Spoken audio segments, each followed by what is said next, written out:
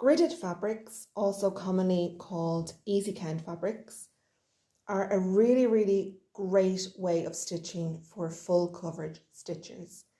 So stitchers for whom the appearance of the fabric doesn't really matter. And the reason is because, as you can see, they're divided into these 10 by 10 blocks. And then this grey line is what divides it. Here we have an easy count even weave. Here we have an easy count Aida. Obviously the stitcher would just choose whatever works best for them.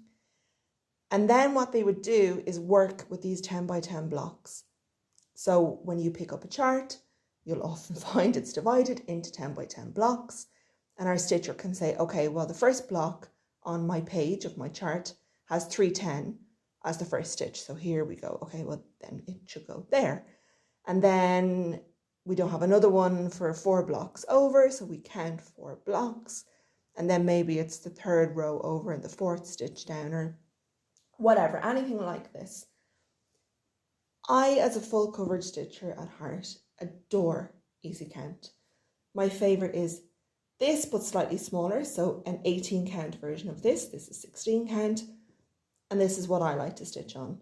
Some people prefer to stitch on the smaller ones and then maybe use a half stitch or stitch with one strand, and again, we will talk about that later.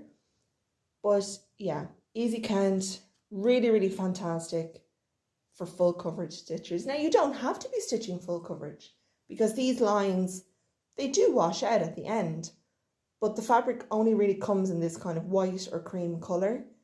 So it's probably not ideal for your fancy ladies or a piece where the background colour is really, really important.